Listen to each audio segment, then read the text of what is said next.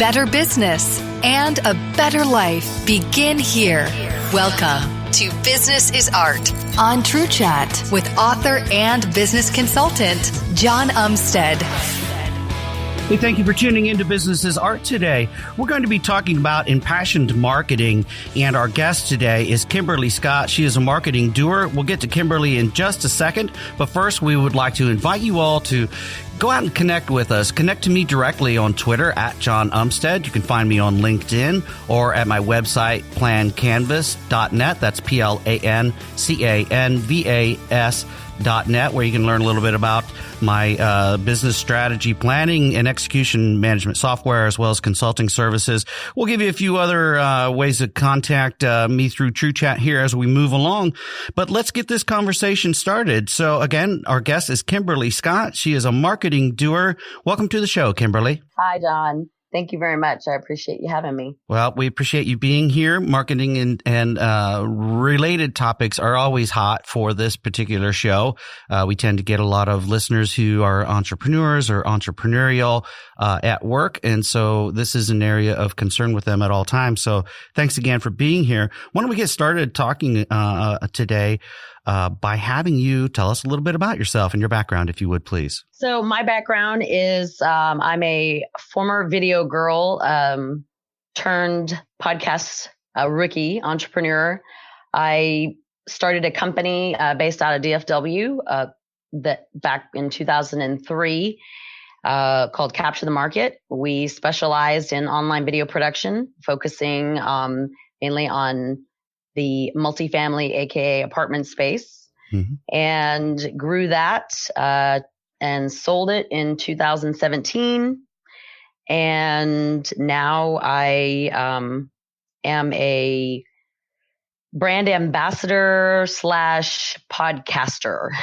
So that's my background. Right. And how did you get started in video production? I know that it's a company that you sold, but it's an important part of your background. How did you get started in it? I was the consumer that I was the apartment renter that got tired of looking at photographs. And it started with a television show, actually, that was really, really expensive. And we had a lot of new developments, and also put the video link online. And then one day we had a client say, we don't care about that television show, that paid programming. We just want to see that 3-minute video piece that we did. Can we just have that? And I said, yeah. And we didn't renew our contract with the paid programming Saturday morning spot and went directly all online starting in 2006, I'd say 5-6-ish. Nice. So, yeah, I just, so we took off from there before there was anybody new understood what Facebook was. And also we were putting videos on YouTube when there was a Google Video beta before Google bought YouTube. Good timing. Yes, we were way ahead of the curve for sure. So yeah, so you've actually lived the dream of a lot of our listeners. You created a business and grew it and ran it for a number of years and took it to a point where you could sell it and then go off and focus on something else that was interesting to you. So that's what many entrepreneurs aspire towards. So congratulations. Yes. Well, thank you very much. Yes, it's a lot easier nowadays than it was when I started, 2000 I think we got our first investment in 2005-ish. So it seems like, with social media and, the way the world is today is so much easier and so much less, it's less expensive and easier to reach the masses than it was when we started. So yeah, it definitely is. It's still a daunting task, but it is a great journey and a great ride for sure. Well, let's talk about a little bit about today. So, in your LinkedIn profile, your email, you have marketing doer as part of your profile description and part of your email address. What does a marketing doer do? I'm a doer. So the name marketing doer is basically the entity. But because I came from the branding world of, you can capture any market with video. We were the video guys and the video girls. I felt like I needed to have an entity or a name when really, I just needed myself to be myself. So I had already started Marketing Doer, and I just do. When people come to me, like right now, I'm doing work for Reliant Energy. I'm a brand ambassador. I'm also helping the Dallas Apartment Association of Greater Dallas with their podcast, as far as it relates to like just social media and the different platforms. And then I'm helping a couple of startups with direction, selling into the apartment industry space. So you name it, if it grabs my attention, I'm passionate about it. I do it. I go for it. So you also mentioned that these days you are a podcaster. You do have a podcast. You help with others with their podcast, but you have one of your own. You recently actually had me on as a guest. Tell us a little bit about that podcast, if you would, please. Industry Celebrities is my first podcast, and it stemmed out of the brainchild of I just need to get out there and do it. Video production is very similar, but very different. And I would sell the video, and I would, maybe be on a shoot, but I never actually did the video. And I was always behind the scenes. And so podcasting and interviewing somebody in a podcast is very different. So Industry Celebrities came about by interviewing my friends in any industry and asking them 3 to 4 basic questions so that they can promote themselves. And at the same time, I can get more practice at doing a podcast, and I'm being comfortable having a conversation with them. So now you've got video in your background, and now you're doing some podcasting. Is the podcasting audio or is it video? It's just audio right now. I have a couple of video ones, but my friends are sometimes a little hesitant being on camera. Uh-huh. So if I'm hesitant, the goal would eventually to be on to do both, but and also it depends on if we do it in person or if we do it over the phone, podcasting.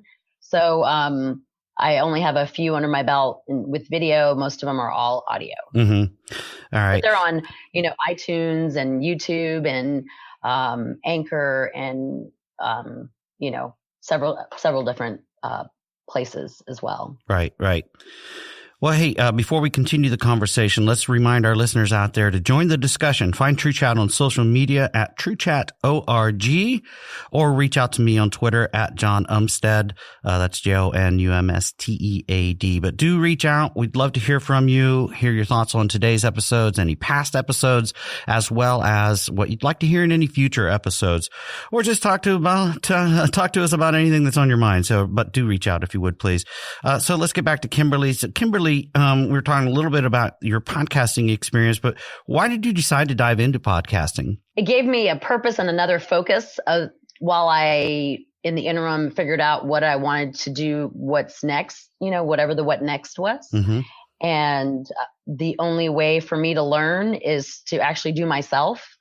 And so I decided that was the best way for me to do it, was just to get out there and do it. And it's been a great experience.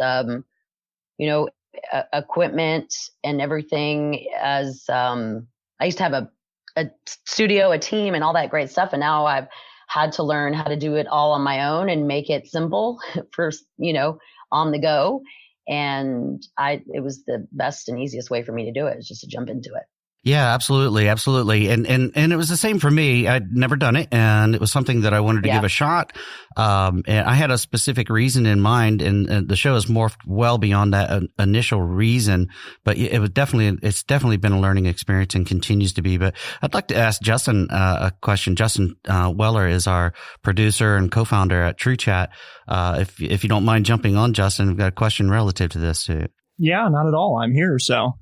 I don't know if you were just listening. Well, I'm sure you were listening to Kimberly's response on why she dove into podcasting and what the experience had been. You and I talked last week, actually, a little bit about your experience with TrueChat, and that it really kind of evolved from a hobby. So I don't know, what were you thinking as Kimberly was speaking? A lot of kindred spirits there, as far as appreciating how the industries have changed and just how podcasting has developed. I mean, I got started in 2011. So it's a lot different today where you can say podcast and most people know what you mean. And, back then it was kind of like, what? Yeah. So looking at you like you had three eyes. Exactly. Yeah. So that's been, and it is a different world. I mean, even I think a lot of people, assume they can just jump into it. But even when you listen to the better podcasts, the top 20% as opposed to the rest of the 80%, they definitely have kind of a unique sound and voice about them that is a little different maybe than traditional broadcasting. And, that's achieved in a number of ways, not only, with the equipment that you use, but also the format and the nature of doing something that typically is pre-recorded and then made available later. Some podcasts are also live, but the ability of that on-demand content, and even now, I'm sure Kimberly's seen this too, the amount to which traditional broadcasters are venturing into the podcast space is pretty interesting too. Everybody in radio, sports radio especially. My boyfriend listens to a lot of sports radio. He notices everybody's got a podcast, and and my hat goes off to you all who were doing it before it was cool, because I understand we were doing video before it was cool, but when people ask me, are you going to monetize this? I'm like, no, this is just a passion project for me to lead into my, I want to eventually talk to people that care for their family members with dementia. I'm not interested in monetizing because, the people who can monetize that, I feel, are the ones who have been at it for, since like 2011 or past. And the people who've been at it the whole time, like those are the people that have the wherewithal, and that's where advertisers should put those dollars, when thinking about advertising within a podcast, because it's a tough business. Do you agree, or am I speaking a little out of the context there? No, I definitely agree. I'm not sure to what extent, people listening today or Kimberly's aware, but that's the whole nature of what TrueChat does. Not only are we a network, so to speak, of shows, but our main focus is on helping other people create podcasts. So we take a pretty holistic approach in the respect that we handle everything from providing them with the equipment they'll need all the way through what we're doing now. For example, with Jon, which is producing the show and then handling all the production afterwards. That's awesome. So that basically Jon can do what he's great at, and we can do what we're great at, and there isn't quite as much to overcome there. But even with the way we do it, there's still a lot of things, because it's a young industry, that, I'd be curious to talk more at some point about your experience in regards to the challenges of promoting podcasts, because they're not quite as unified in a single platform the way that video has become, with YouTube. So I'm sure that we're headed in that direction. There was an announcement, from Spotify about a week or two ago that they're going to turn their AI technology as it relates to music and making recommendations for people. They're going to turn that now on their podcasts and really try to, create a place where you can discover new podcasts, not just listen to ones you already know about. So it's awesome. It's exciting to see how the industry's continuing to grow, but nice to talk to somebody else who's kind of done that, because my experience was similar, with no real experience in podcasting, just kind of, hey, this is something we should get into, and, the painful learning process that involves. Oh, yes. Yes. Yes. We can, that can be another podcast for another day, or just a side conversation. Absolutely. I'm all about it. Yeah. Or both. Yes. Or both, for sure. But, Kimberly, I'm similar to you in that, I've not made any attempts to monetize on the podcast. I have no plans to monetize on the podcast. It serves a different purpose. It serves a couple of different purposes, actually. One is that I just really want to provide a platform where we can share information with others and share lessons learned, get great guests on the show like yourself that have some experience out there and have gone through some things that others can learn from. And, and if we can do that, then, my life is all the better for it. The other thing is it does give you a little bit of street credibility when you're talking to someone. You're talking about your next consulting gig, or, if you are, interviewing for a job, or what have you. It does give you a little bit of credibility, to whoever you're speaking with, to know that you are doing this type of work. So, is there financial reward that comes from it? Probably, but I don't look at it in any kind of direct sense whatsoever, and I certainly don't directly monetize the podcast. Yeah. So I'm the same way. Yeah, and it's really about your passion. How whatever it is that you're impassioned about. And you mentioned dementia. I want to come back to that. But since we're kind of on this broad topic, and Justin sort of gave me a perfect cue for this, but I want to also remind our listeners that, hey, all of the podcasts on the TrueChat network really pursue a common goal. And our mission is to educate people by providing honest, open, and respectful conversations. And if you have any ethical concerns with today's episode, please email ethics@truechat.org. Again, that's ethics@truechat.org. So let's get back to the conversation. We're talking about impassioned marketing. We've been talking a lot about podcasts, not necessarily by design. It was certainly part of our plan to talk about podcasts, but as it turns out, between Kimberly, myself, and Justin, podcasting is something that falls into that impassioned marketing category, because we're all doing something with our respective podcasts, and in Justin's case, a podcast network, that fall in line with the things that we're passionate about. And Kimberly, you mentioned, we haven't talked about it really, but you mentioned that where you really want to go is in talking about dementia. Can we talk about that a little bit? Sure. My mom was diagnosed with early onset dementia about 6 years ago, maybe 7. And I fly to El Paso once a month, and she's young or physically healthy, but with no short-term memory. So I handle her finances. She can't, go to the store by herself because, she can't find her car. I pay her bills because she can't remember. So, when I started looking into what I was going to be next, I just found myself really curious about talking to others that have, taken on the responsibility of taking care of their loved one that has some form of dementia, whether it be Alzheimer's or Parkinson's, Lewy bodies.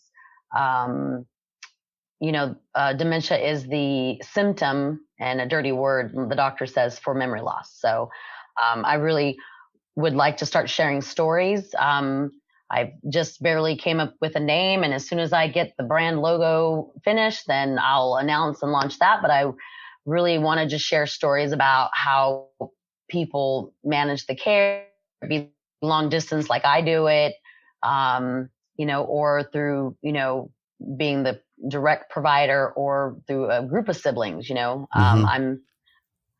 I take it on with my stepdad, and we hired a caregiver just recently in the last 6 months that kind of just hangs out with my mom all day until, she's until nighttime, when she, goes to sleep, because she's, like I said, still physically very healthy, fortunately. So. Well, I'm very sorry to hear about your mother's condition. Well, thank you. It's a cycle of life, is what I tell people. God gives you children or nieces and nephews to help you eventually one day take care of you. Yeah. It happens to, unfortunately. Yeah. Unfortunately, it is part of life. Sometimes much too early. But I wish you and her all the best. I do think it's great, though. I am always inspired by people that take something bad or tragic and and create something positive out of it. And that's certainly what you're trying to do. So it's really pretty interesting to me that you, in effect, are looking at everything you're doing right now, podcasting, marketing in general, and you are using all of that knowledge and experience and training ground to get you to something that you want to provide to others to help them out when you're ready to make that move and begin that platform talking about dementia and sharing stories. And so that is a wonderful plan, and I wish you all the best with it. Thank you. It is podcasting is a great sounding board, whether you're doing it by yourself or, with others, which I found that the podcast community is very collaborative for sure. And you are able to share ideas and thoughts that can lead to something else. And that was, I think, definitely what I gravitated towards the most when I started, this a year ago. So yeah. But to let people know about it, to cross, advertise on your social media platforms, that was something that I leveraged, my network of people in the apartment industry that I know and personally, and professionally know. I decided to start there because, and then it just kind of expanded out of that. Yeah. And starting to meet more people who have family members that they take care of with dementia, and a friend of a friend that knows somebody else. Right. You got to talk to this person, and it's really, it's every day is a great conversation with somebody. So, yeah. Well, let's talk about social media for a second, then, and kind of peel it back to business a little bit, if we can. Marketing in general is very different today than it was a decade ago, 20 years ago, certainly. And everything that we've been talking about, podcasting, video marketing, all ties into social media. And of course, there's all kinds of different flavors of marketing and advertising through social media. And yet there are still people, individuals, businesses out there that sort of not necessarily reject it. Maybe reject might be the right word in some cases, but don't pay close enough attention to it. What would you say to someone, as an example, who perhaps says no to social media for themselves, but may engage in it with their business? I think that they should take a second look.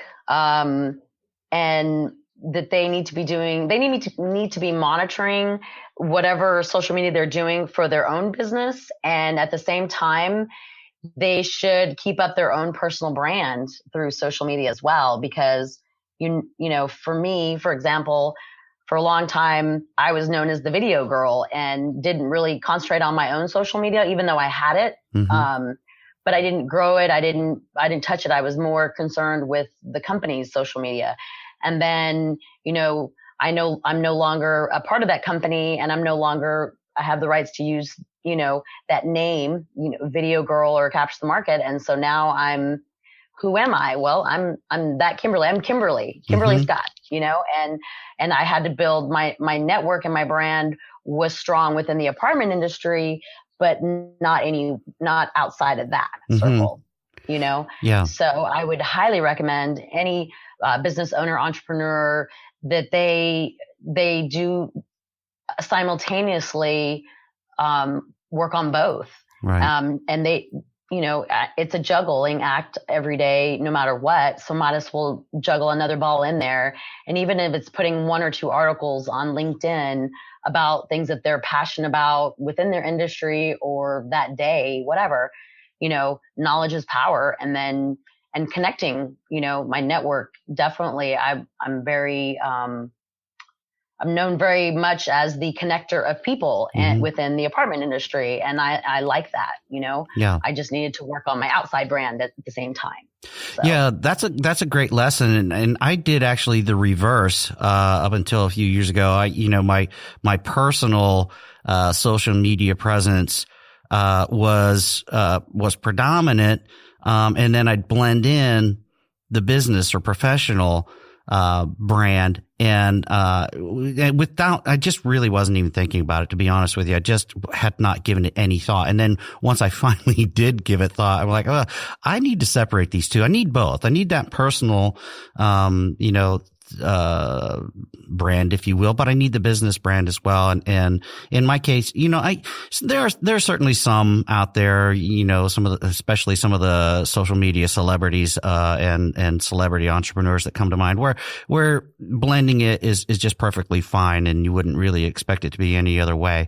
But I'm not a household name, and I've got a family, and I've got a quirky family, and some of the personal stuff that goes on online with some of my family members, and between them and myself, I don't want anybody else seeing, right? So, so I had to learn to separate the two. So I had exactly the opposite experience that you did.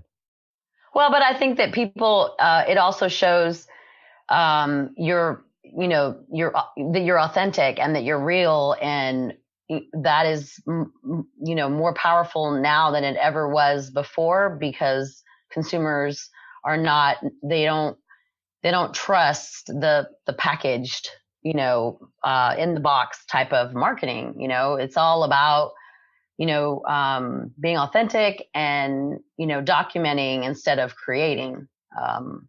And you see more and more people are quote unquote influencers, which there was no such thing 10 years ago. That is really how they have made a name for themselves, in the social media world. So it is but like for you and I, we're trying to maintain that in, middle ground of business professional, but yet, who you are as a person, because that also, bleeds over. People like to do business with people that they trust and that they like and they enjoy being around. Mm-hmm. So finding that, professional middle ground. Yeah. I can be tricky. Yeah, it can be. And, just as you were speaking, it brought to mind, conversations we've had on this show many times in the past regarding, that sort of that walking that line between, business or professional and personal life. And, we've said on here numerous times, there's no such thing as, work-life balance. It's sort of doesn't exist. It's a myth, but, personal and work life need to